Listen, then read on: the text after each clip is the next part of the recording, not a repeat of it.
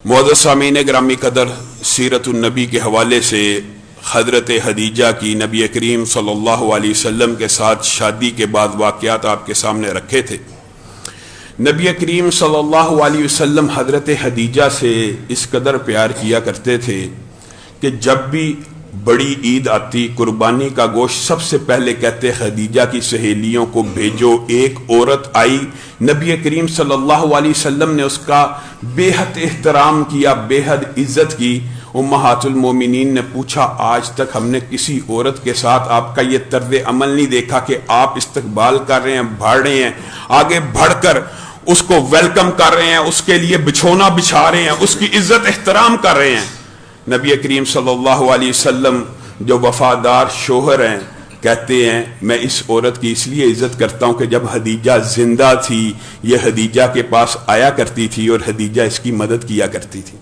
उस ताल्लुक और निस्बत को महसूस करते हुए मैं इसकी इज्जत और एहतराम करता हूं। और नबी करीम सल्लल्लाहु अलैहि वसल्लम का हजरत खदीजा के साथ जो मोहब्बत उन्स के मामलात हैं, ये एक तवील बाब है, लेकिन चंद एक बातें बयान करके कभी इंशाअल्लाह मौका मिला सीरत खदीजा के हवाले से मुफस्सल गुफ्तगू करेंगे। नबी करीम सल्लल्लाहु अलैहि वसल्लम के पास एक मर्तबा हजरत खाला आई, खदीजा की बहन है, बहनों की आवाजें आपस में मिला करती हैं। उन्होंने जब आकर अस्सलामु अलैकुम कहा, सही हदीस के अल्फाज हैं, नबी करीम सल्लल्लाहु अलैहि वसल्लम अचानक चौंक उठे, आपकी आंखों में पानी तैरने लगा और आपने कहा, नहीं नहीं, यह खदीजा की आवाज नहीं हो सकती, उससे मिलती जुलती आवाज जरूर है। सिर्फ आवाज सुन के नबी मोहतरम की आंखों में पानी आ गया। और इसी तरह एक सही हदीस ये भी मौजूद है, और ये भी एक लंबा चौड़ा बाब है। आपके दामाद का अबुल आस जब जंगी कैदी बन के आए तो फिदिये के तौर के ऊपर उन्होंने एक हार अपनी आजादी के इवज नबी मोहतरम सल्लल्लाहु अलैहि वसल्लम को भेजा। नबी करीम सल्लल्लाहु अलैहि वसल्लम के हाथ में वो हार आया, आपकी आंखों से आंसू गिरने लगे। अपने सहाबा से मुहातब होकर, ये ईमानदार नबी, ये ईमानतदार नबी, ये अकेला खुद अपने दामाद के बारे में फैसला नहीं कर रहा। अपने सहाबा को कहते हैं कि ये हार तुम्हें पता है कौन सा है जो मैंने कभी खदीजा के गले में देखा था? मुझे लगता है मेरे दामाद ने मेरी बेटी से यह हार लिया है ताकि उसको आजादी मिल जाए। अगर तुम चाहते हो तो मैं ये हार अपनी बेटी और दामाद को वापस कर दूं। साहबा से पूछ रहे हैं। ये नबी करीम सल्लल्लाहु अलैहि वसल्लम की ईमानदारी, दयानत और अदालत का एक लंबा चौड़ा बाब है। आगे बढ़ते हैं। हजरत खदीजा की ये भी याद रखिए, नबी करीम सल्लल्लाहु अलैहि वसल्लम की जितनी औलाद हुई, इब्राहीम के अलावा सारी हजरत खदीजा के बतन से। यानी अल्लाह रब्बुल इज्जत ने भी अगर बतन का इंतखाब किया औलाद मोहम्मद सल्लल्लाहु अलैहि वसल्लम के लिए तो हजरत खदीजा का किया। कासिम नबी करीम सल्लल्लाहु अलैहि वसल्लम के जो बेटे हैं, इसी वजह से नबी करीम सल्लल्लाहु अलैहि वसल्लम को अबुल कासिम जो कहा जाता है, वो हजरत खदीजा के बेटे की वजह से। और कासिम की उम्र बड़ी हुई बाकी बेटों की निस्बत, और वो घुड़सवारी की उम्र में पहुंचे तो फोत हो गए। और ये भी अल्लाह रब्बुल इज्जत की हिकमतें हैं। इसी तरह अब्दुल्ला पैदा हुए जिनको ताहिर और तैयब का लकब दिया जाता है, ये भी खदीजा के बदन से। उम्मे कलसूम, रुकैया, जैनब, फातिमा, 4 बेटियां हजरत खदीजा के बतन से। बाद हमारे, अब क्या कहना चाहिए, बाद हमारे भाई ऐसे हैं, उन्होंने कहा नहीं जी, नबी करीम सल्लल्लाहु अलैहि वसल्लम की ये बेटियां ही नहीं थी। ये कुरान पाक के भी खिलाफ है। कुल्ली अज़वाजिका व बनातिक, कुरान पाक में नबी करीम सल्लल्लाहु अलैहि वसल्लम की बेटियों के लिए सीगा कौन सा इस्तेमाल हुआ है? व बनातिक। बनात का क्या मतलब होता है? बिंत की जमा। अरबी में जमा कम अज कम किसके लिए इस्तेमाल होता है? 3 के लिए, कम अज कम 3 के लिए। 2 के लिए तस्नीये का सीगा ही अरबी में अलग है, कोई इश्काल बाकी ना रहे। कुरान पाक में भी नबी करीम सल्लल्लाहु अलैहि वसल्लम की 3 से ज्यादा बेटियों का जिक्र है। इन्होंने सिर्फ, पता नहीं, ये भी एक अजीब सिलसिला है, सारी फजाइल, सारी बरकत, सारे सिलसिले, सारी औलाद का सिस्टम حضرت فاطمہ سے چلایا، اور ان میں سے بھی صرف کس سے چلایا؟ حسین سے۔ باقی اولاد نہیں ہے؟ حضرت علی کی بھی باقی اولاد بھی موجود ہے۔ آپ نے کبھی وہ عقیدت، احترام باقی کسی اولاد کا شاید آپ کو ذکر، نام بھی معلوم نہ ہو، محمد بن حنفیہ کا نام حضرت علی کے بیٹے کا معاشرے سے محو ہے، اتنے عظیم حضرت علی کے دیگر بیٹے ہیں، ان کا نام نہیں ملے گا۔ یہ بھی ایک طویل باب ہے، اس کے حوالے سے آپ کے سامنے گزشتہ سال چند خطبات دیے تھے کہ یہ سسٹم کیا ہے۔ یہ بھی بات آئی ہے ضمنی طور پہ تو سمجھ لیجئے، حضرت حسین کی شادی شہر بانو سے ہوئی تھی، ایران کے بادشاہ یزدگر کی بیٹی سے۔ یاد رکھیے، یہ جو ایرانی، پارسی اور رافضی فکر پیدا ہوئی، انہوں نے کہا دو مقدس خون، ایک بلڈ لائن ایک ہو گئی، دو مقدس سلسلہ ہے نسب کی، ایک ایرانی بادشاہ کی بیٹی ہے اور ایک محمد صلی اللہ علیہ وسلم کے نواسے ہیں، یہ مقدس ترین جوڑا بن گیا۔ اب جتنی بھی امامت فضائل ہوں گے انہی کی اولاد میں سے ہوں گے۔ یہ کہاں سے کنسپٹ آیا؟ یہ خود ساختہ، من گڑت۔ حتیٰ کہ آپ دیکھیں گے کہ حضرت حسن کے ساتھ بھی وہ عقیدت موجود نہیں ہے جو حضرت حسین کے ساتھ ہے۔ بہرحال نبی کریم صلی اللہ علیہ وسلم کی بیٹیوں کا انکار کر دیا صرف اس لیے کہ فاطمہ کو فضیلت حاصل ہو جائے، حالانکہ نبی کریم صلی اللہ علیہ وسلم قرآن پاک کی آیت آپ کے سامنے رکھی، اور یہ ایک دندان شکن جواب ہے۔ کل ازواجک و بناتک، اپنی بیٹیوں کو کہیے، اپنی بیٹیوں کو کہیے۔ بیٹی ایک ہوتی تو بنت کا لفظ آتا، دو ہوتی تو بنتین کا لفظ آتا۔ آپ مجھے ایک بات بتلائیے، اس بات کے پیچھے غرض و غایت کیا ہے کہ نبی کریم کی بیٹیوں کا انکار کیا جائے؟ آپ کے خیال میں کیا ہے؟ یہ غرض و غایت ہے کہ نبی کریم صلی اللہ علیہ وسلم نے جو عثمان کو کہا تھا، میری دو بیٹیاں تھیں، میں نے تیرے نکاح میں دے دی ایک کے بعد ایک، اگر میں محمد صلی اللہ علیہ وسلم کی 40 بیٹیاں بھی ہوتی میں ایک ایک کر کے تیرے نکاح میں دیتا چلا جاتا۔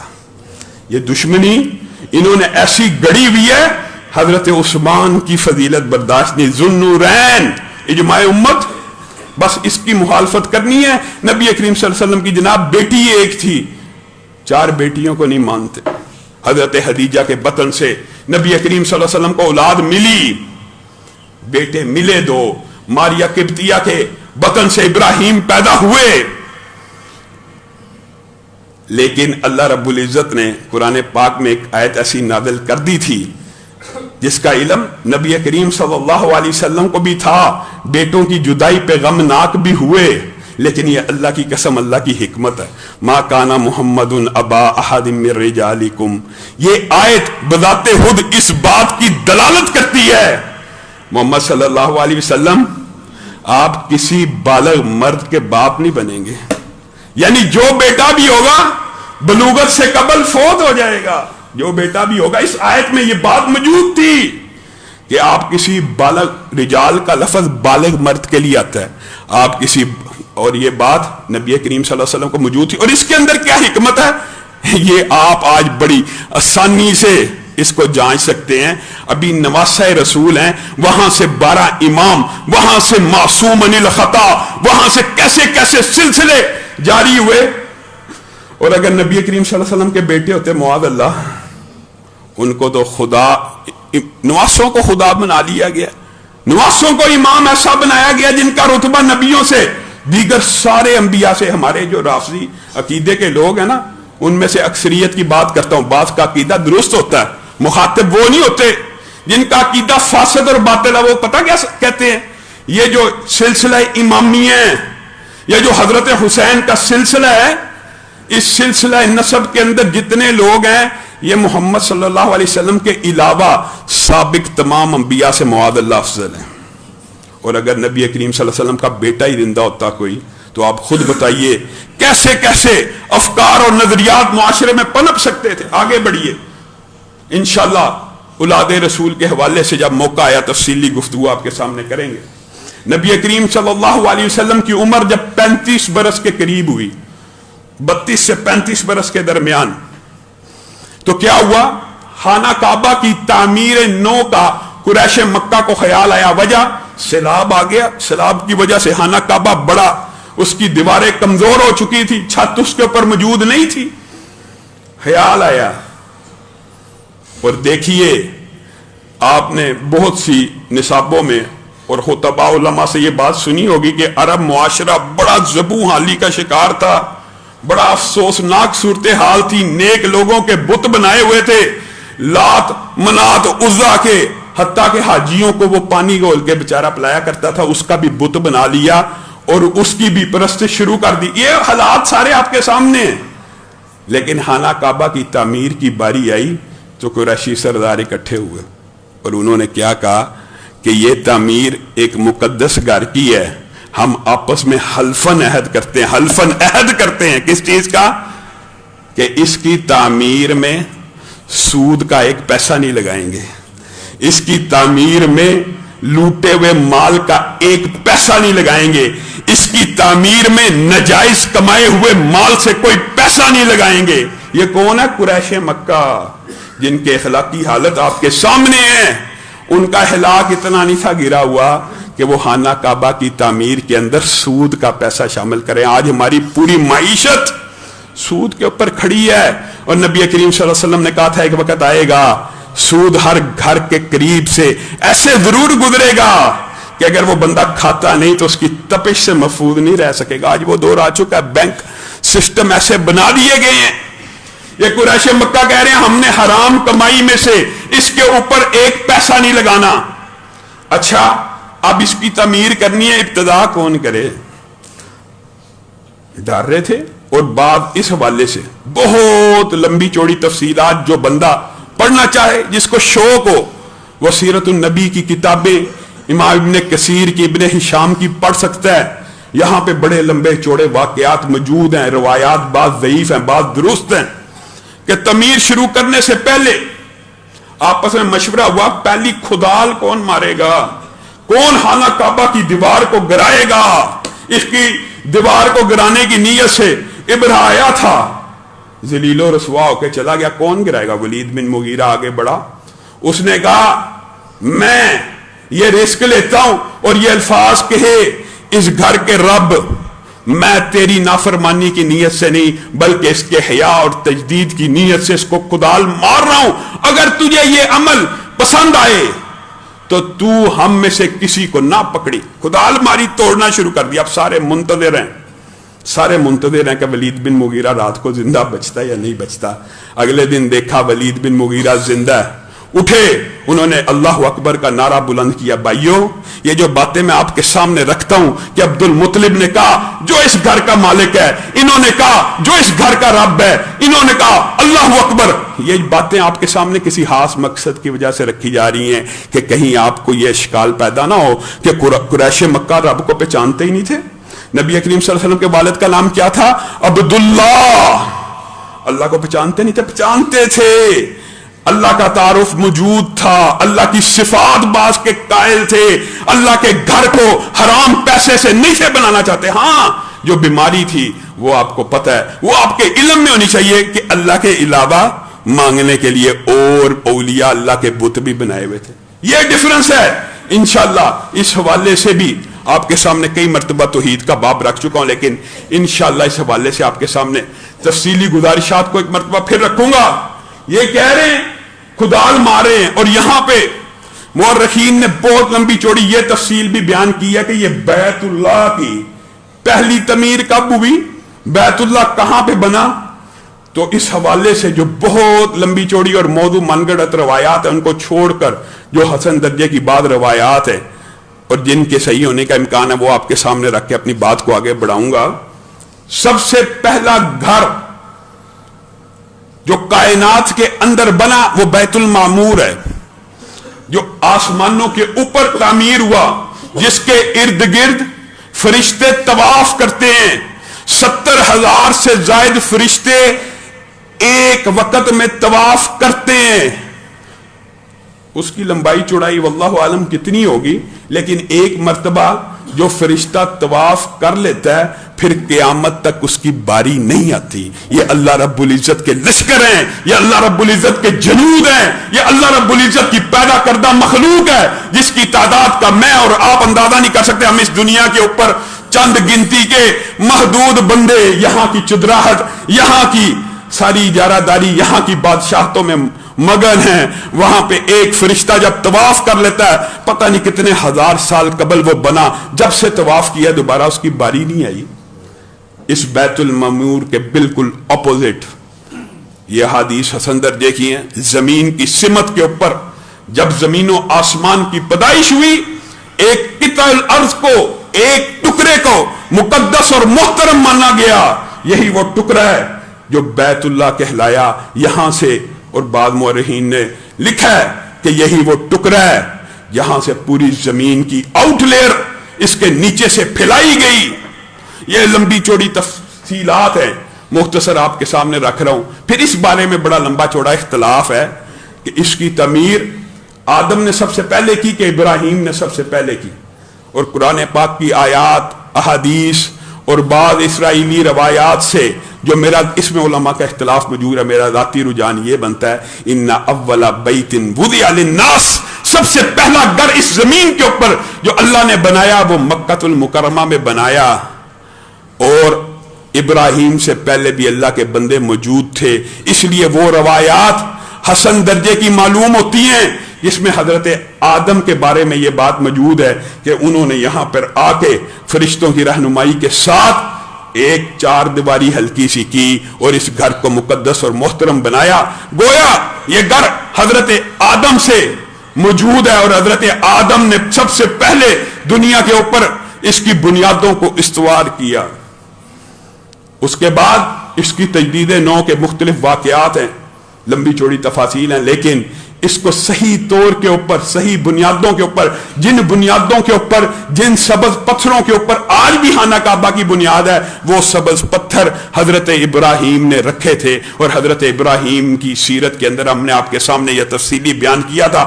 اپنے بیٹے کے ساتھ اس کی تعمیر نو کی، اس کی دیواروں کو اٹھایا، یہاں پہ نبی کریم صلی اللہ علیہ وسلم کی بعثت کی دعا کی، یہاں پہ مقام ابراہیم بنا. اسماعیل کو کیا کہا کہ پتھر لے کے آؤ نشانی کے طور پہ کہ یہاں تک پہنچ گئے، ایک پتھر رکھنا چاہتا ہوں. پتھر لے کے آتے ہیں تو سامنے حجر اسود پاتے ہیں.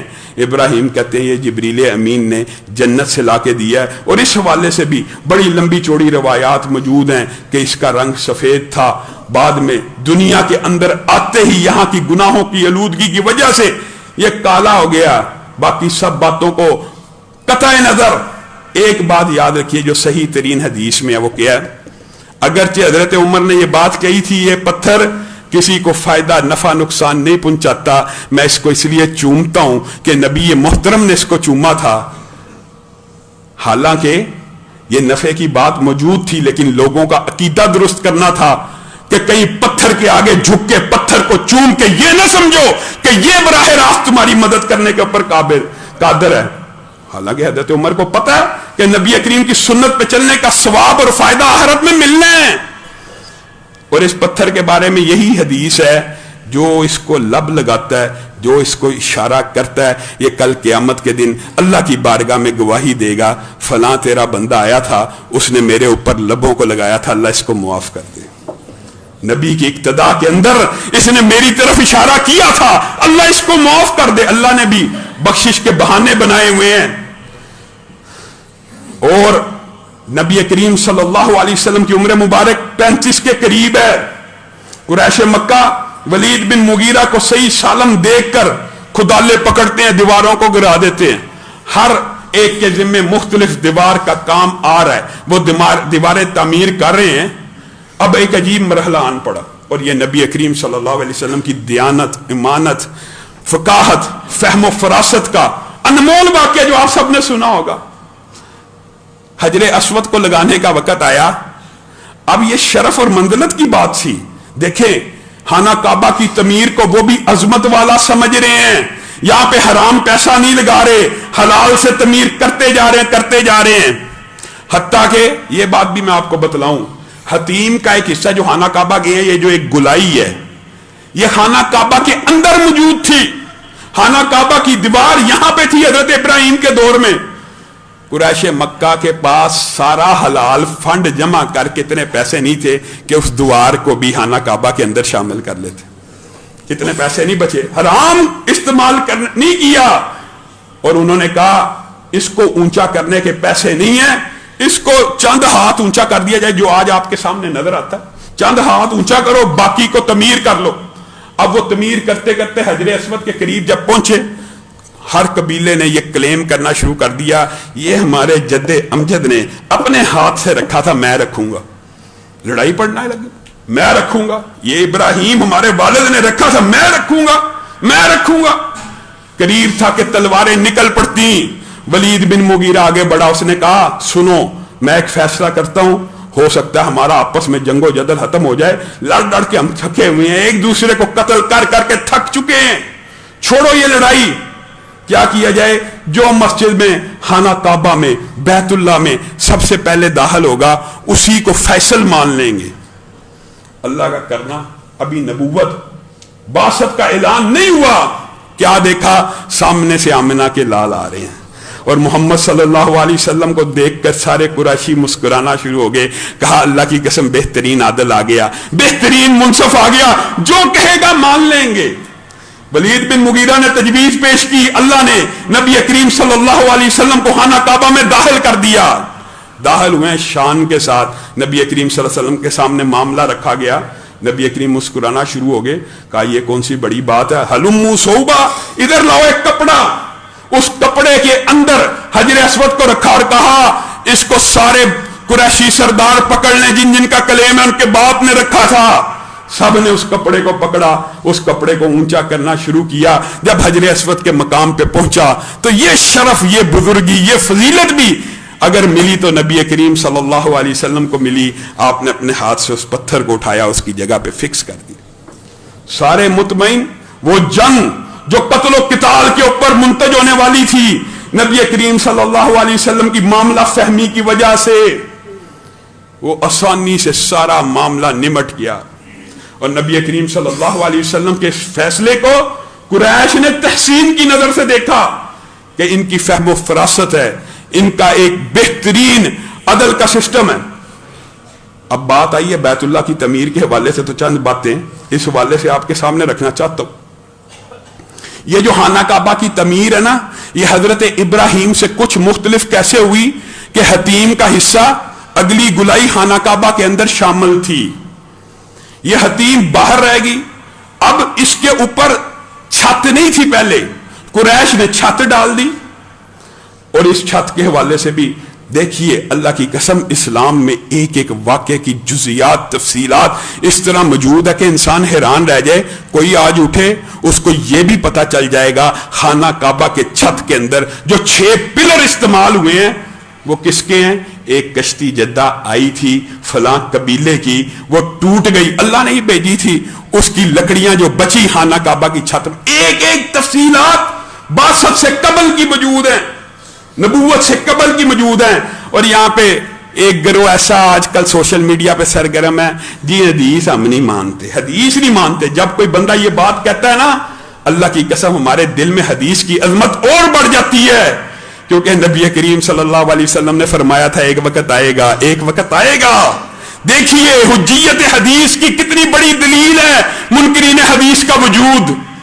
ایک وقت آئے گا کچھ لوگ مسندوں کے اوپر، تختوں کے اوپر، کرسیوں کے اوپر بیٹھ کے کہنا شروع کر دیں گے جب ان کے پاس رسول اللہ کا فرمان جائے گا کہ ہمارے پاس قرآن موجود ہے، ہمیں قرآن کافی ہے۔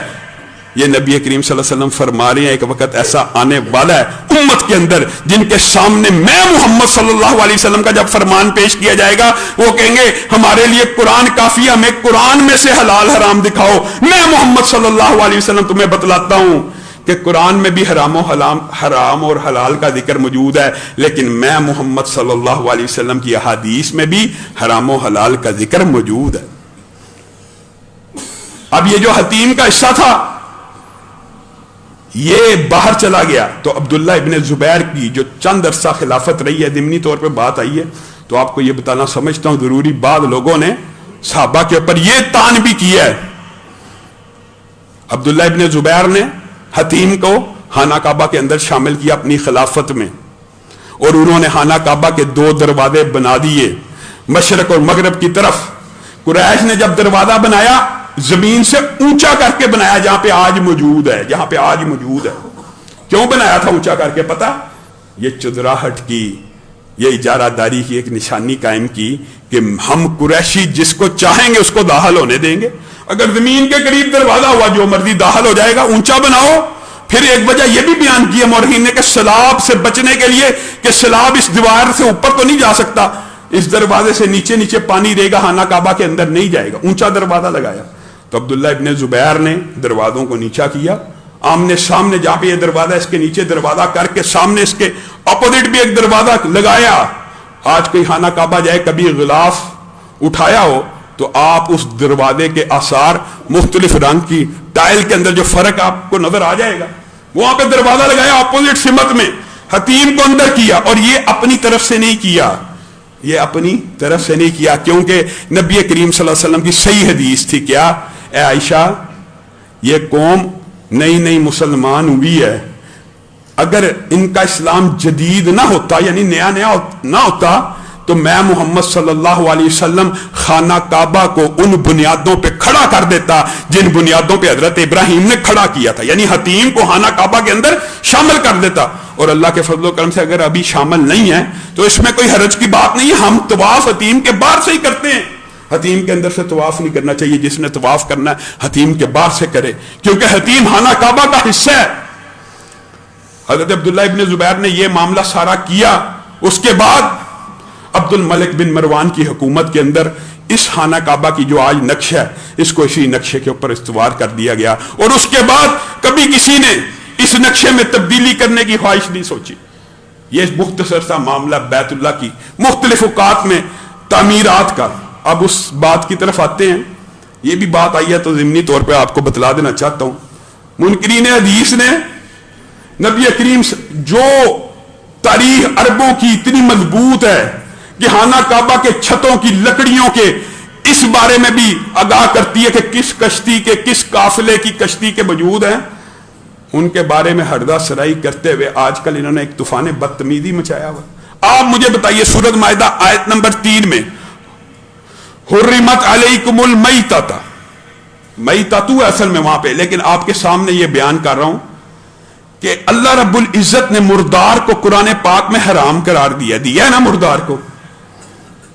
نبی کریم صلی اللہ علیہ وسلم نے ان مرداروں میں سے 2 کی اجازت دے دی۔ کون سے 2؟ علم ہے نا، مچھلی کی، مچھلی کو پانی سے نکالو مر جائے گی، مردار ہے، مردار تو حرام ہے۔ اور منکرین حدیث ذرا اپنی عقل کے اوپر ماتم کریں، قرآن پاک کی تشریح توضیح بیان کون کرے گا؟ نبی کریم صلی اللہ علیہ وسلم کریں گے۔ نبی کو یہ اختیار ہے وہ قرآن پاک کی تشریح کرے۔ آپ نبی کا یہ اختیار خود سے لینا چاہتے ہیں اور الزام ہم پہ لگاتے ہیں؟ آپ بتائیے منکرین حدیث کے نزدیک تو ساری مچھلیاں حرام ہو گئی کیونکہ مردار حرام ہے۔ اسی طرح دوسری مردار کی بھی بات سن لیجئے، پچھلے دنوں یہ بھی بڑا ٹاپک چلا میڈیا کے اوپر، جراد کس کو کہتے ہیں؟ ٹڈی دل کو۔ ٹڈی کی ایک قسم جو فصلیں کھاتی ہے اس کو پکا کے کھانا نبی کریم صلی اللہ علیہ وسلم نے جائز قرار دے دیا۔ جس چیز کو شریعت نے حلال قرار دے دیا ہو آپ کو بلا مکروہ لگے، آپ بلا اس کو نہ کھاتے ہو۔ کچھ لوگوں کو بطخ کھانے میں الرجی ہوتی ہے، کچھ لوگ خرگوش نہیں کھا سکتے، کچھ لوگ مختلف جانور ہرن وغیرہ کھانے سے ان کو کراہت آتی ہے۔ کچھ لوگ ایسے بھی ہیں کہ پاکستان کے اندر جنہوں نے گھر میں جانور پالا ہو یا گھر میں مرغی پالی ہے، وہ کہتے ہیں ہمیں اپنے جانور جو پالا ہے اس کو کھاتے ہوئے کراہت محسوس ہو۔ یہ تو طبیعت کا اختلاف ہو سکتا ہے۔ اگر آپ کی طبیعت میں کوئی چیز کراہت والی ہے اس کا مطلب یہ نہیں ہے وہ کہ اسلام میں حرام ہے۔ جراد اسلام میں حلال، اسی طرح سمندر کا مردار۔ بات آئی ہے تو یہ مسئلہ بھی سمجھ لیجیے، اس بارے میں علماء کا اختلاف موجود ہے کہ سمندر اور دریا میں سے اس میں تو اتفاق ہے جو چیز سمندر سے نکالی مر گئی حلال، سمندر سے نکالی مر گئی حلال، اس میں کوئی اختلاف نہیں۔ اختلاف کس میں ہے؟ سمندر سے نکالی تو زندہ رہی، بعض لوگوں کے نزدیک وہ حلال ہے، لیکن ہمارا رجحان اس طرف ہے کہ جو چیز سمندر اور پانی سے نکل کے زندہ رہے اس کے اوپر پھر احکامات خشکی کے لگائے جاتے ہیں۔ پھر احکامات خشکی کے ہوں گے. مثلا مگرمچھ ہے, اس کو پانی سے نکالا جائے مر جاتا ہے؟ نہیں مرتا. اب حکم کیا دریا کا لگے گا؟ جن کے نزدیک دریا کا لگتا ہے ان کے نزدیک حلال ہے کہ پانی کا جانور ہے, پانی سے نکلا حلال ہے. ایسی بات نہیں ہے. حقیقت یہ ہے جو پانی سے نکل کے نہ مرے, یعنی مردار نہ ہو, پانی کا مردار حلال ہے. جو نکل کے نہ مرے اس کا حکم دوبارہ خشکی کی طرف لوٹا جائے گا. اور رینگنے والے حشرات میں سے ہر جانور خبائث کے اندر آتا ہے. اور نبی کریم صلی اللہ علیہ وسلم نے سارے رینگنے والے, جتنے بھی رینگنے والے جانور ہیں, ان کی حرمت کا ذکر ہے, سوائے ایک استثناء کا موجود ہونا الگ بات ہے. وہ ایک لمبی چوڑی بات ہے کہ ایک استثناء موجود ہے, اس لیے مگرمچھ حرام, کچھوا نکلا زندہ رہا حرام. جو لوگ سمندر کے جانوروں کی مطلق حلت کے قائل ہیں ان کے نزدیک حلال ہے. یہ علماء میں جزوی سا اختلاف موجود. آگے آئیے, اگر بات آئی ہے اس بات کو کھولیے کہ آپ نے حلال اور حرام جانوروں کی تمیز کیسے کرنی ہے, حدیث نے بتانی ہے, حدیث سے سمجھ آئے گی. ورنہ تو معاذ اللہ اگر منکرین حدیث کے عقیدے پہ چلے جاؤ. اور دلچسپ بات ہے, ہمارے ایک دوست ہیں ابو یحییٰ نور پوری, ان کا ایک منکرین حدیث سے سوشل میڈیا کے اوپر بحث چل رہی ہے, سب شاہد ہے جو لوگ سوشل میڈیا کو دیکھتے ہیں. انہوں نے کہا بتاؤ کتا کہاں پہ حرام لکھا ہے قرآن پاک میں؟ کہتا کتا حلال ہے. آپ ایک بات بتائیے, جو بندہ حدیث کو چھوڑ دیتا ہے اس کے نزدیک تو کتا بھی حلال ہو جاتا ہے کھانے کے لیے. نبی کریم صلی اللہ علیہ وسلم کی صحیح حدیث ہے, یاد رکھیے, کلیہ ہر وہ جانور, کلو ذی ناب من السباع, ہر وہ بری اور خشکی کا جانور جس کے دو نکیلے دانت ہوں, جن کو کینائنز بھی کہتے ہیں, اور جن جانوروں کو انگلش میں کارنیورس کہتے ہیں, جن کے یہ دو نکیلے دانت ہوں, ہر وہ جانور حرام ہے. خشکی کا ہر وہ جانور حرام ہے. کتنا آسان کلیہ ہے. اس کلیے سے ایک بات مفہوم مخالف کی کیا سمجھ آتی ہے کہ ہر وہ جانور جس کے دانت سیدھے ہیں وہ حلال ہے. اشکال پیدا ہو سکتا تھا نا, لیکن اللہ کی قسم شریعت ایسی مکمل کامل ہے. منکرین حدیث کہاں پہ سر چھپائیں؟ بتائیے, دانت سیدھے ہونے سے ایک اشکال ذہن میں آ سکتا تھا نا کہ گدھا, جو گھریلو گدھا ہوتا ہے, یہ بھی حلال ہے کیونکہ اس کے دانت سیدھے ہیں, اس کی نوک موجود نہیں.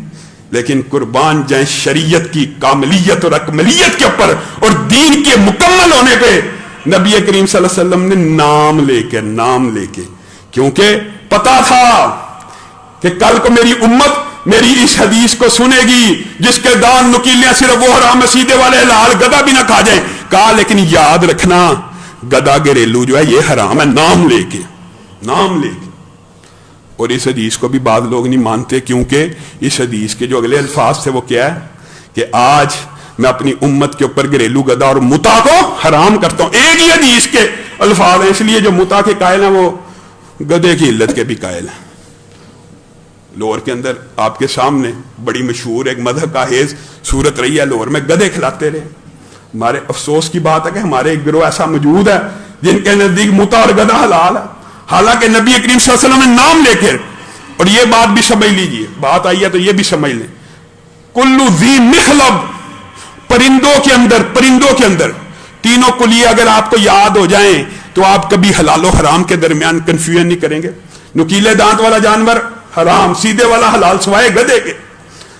ہر وہ جانور, یہ زمینی کے بارے میں, اور ہر وہ پرندے کے بارے میں منت طیور کیا ہے, کلو ذی مخلب, ہر وہ پرندہ جو پنجوں سے جھپٹ کے شکار کرتا ہے, چونچ سے نہیں. کتنا آسان کلیہ ہے. اللہ کی قسم شریعت اتنی سیدھی سادی عام فہم ہے. ہر وہ پرندہ جو جھپٹا مارے اپنے پنجوں کے ساتھ, چونچ کے ساتھ نہیں. چونچ سے کوئی مچھلی کھائے. اچھا بعض لوگ یہ سمجھتے ہیں صرف گوشت اور حرام ہوتا ہے. نہیں, گوشت حرام کی علت نہیں ہے. حرام کی علت پنجہ یا چونچ ہے. چونچ سے کھانے والا حلال ہے, چاہے وہ پنجہ استعمال کر رہا ہے. مرغی کئی مرتبہ کھانے کے اندر پنجہ استعمال کرتی ہے, لیکن کیا پنجے سے جھپٹتی ہے؟ چونچ سے کھاتی ہے. چونچ سے جو جانور پرندہ چونچ سے کھاتا ہو حلال ہے, پنجے سے جھپٹتا ہو حرام ہے. اور ایک اور بات کر کے یہ بات کو ختم کروں گا, جو جانور نبی کریم صلی اللہ علیہ وسلم نے جن کا قتل منع کیا ہو یا جن کی قتل کی اجازت دی ہو, یہ دونوں حرام ہوتے ہیں. جن کا قتل منع ہے تو ان کا عقل کیسے حلال ہو سکتا ہے؟ اور جن کو قتل کی اجازت ہے ان کا ذبح کیسے حلال ہو سکتا ہے؟ یعنی یہ کلیہ بھی یاد رکھیے کہ نبی کریم صلی اللہ علیہ وسلم نے جن کے قتل سے منع کیا، کن کے قتل سے منع کیا؟ حشرات خبیث ہیں، آپ سب کو پتا ہے، کیڑے مکوڑے، لال بیگ، مچھر، مکھی وغیرہ. لیکن ایک اشکال یہاں پہ بھی آ سکتا تھا، قربان جائیں اللہ کی قسم شریعت کے اوپر، ایک اشکال آ سکتا تھا کہ حشرات میں سے ایک کیڑا ایسا ہے جو پاک اور طیب ہے. بتائیے کون سا؟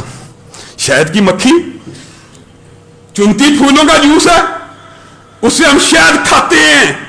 اشکال آ سکتا تھا یہ تو پکیزہ اور طیب ہے. تو نبی کریم صلی اللہ علیہ وسلم نے نام لے کے اس کے قتل کو منع کر دیا، نام لے کے. اسی طرح بعض مشکل جانور انسان کو کنفیوز کر سکتے تھے. مینڈک ہے، نبی کریم صلی اللہ علیہ وسلم نے نام لے کے کہا اس کا قتل حرام ہے. شہد کی مکھی کا قتل حرام ہے. جن جانوروں کا قتل حرام ہو ان کا عقل بھی حرام ہوتا ہے، اور جن جانوروں کا نام لے کے قتل کی اجازت دی وہ بھی حرام ہے. وہ کون سے ہیں؟ کوے کے بارے میں اشکال آ سکتا ہے، اور ہمارے بعض فقی دوستوں کو اشکال آیا اور اس حوالے سے ایک لطیفہ بھی بن گیا کہ فیصلہ آباد میں انہوں نے دعوت کی کووں کی، معاذ اللہ. نبی کریم صلی اللہ علیہ وسلم نے کہا 5 فاسق اور دیگر جانور بھی ہیں جن کو نبی کریم نے کہا قتل کی اجازت ہے. 5 فاسق جانور کون سے ہیں جن کے قتل کی اجازت ہے؟ کوا، چیل، بچھو، سانپ. چاہے آپ حالت حرام میں بھی ہو ان کو قتل کر سکتے ہیں اگر آپ کو دیت دے رہے. اور وہ کتا جو باولا ہو جائے، اب آپ بات سمجھیے کہ جن کے قتل کی حکم آ جائے یا جن کے قتل سے منع کر دیا جائے وہ دونوں بھی حرام ہو جاتے ہیں. اللہ رب العزت جو کہا گیا، جو سنا گیا، اس کو سمجھنے کی توفیق عنایت فرمائے.